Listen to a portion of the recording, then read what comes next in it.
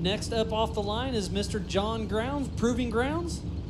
Daystar powered machine. I chatted with him in his pit for quite a while last night. He's very excited about this year. He wants to finish the Everyman Challenge.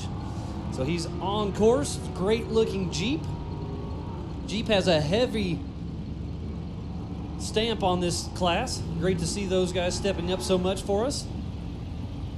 The official vehicle of Ultra 4.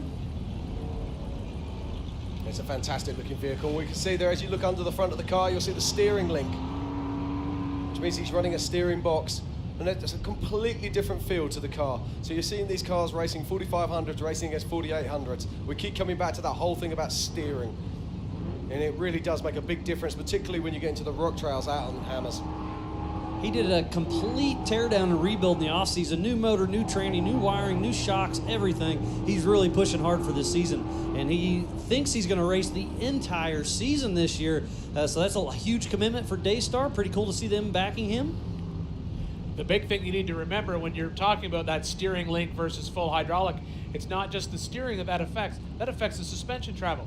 A mechanical link onto a box, you can see that tie rod running down, or drag link running down from that steering gear down to that right front wheel. That limits the amount of travel you can get out of these cars sometimes. Full hydro, sky's the limit. As long as you can stick a shock in there, you can get the travel. As he's heading through the sand wash towards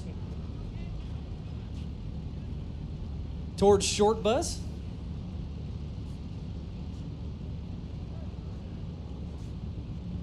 John Ground still pushing hard. The 4570 Yukon gear and axle modified class.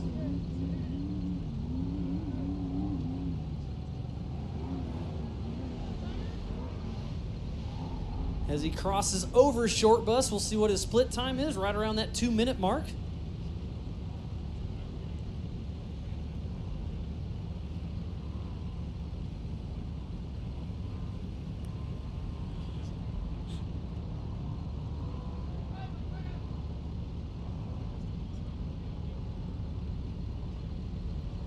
Watching that split time as he came over across the top of that, Jim, he is a good 10 seconds off what we saw John Matthews and Jimmy Jack come through there at.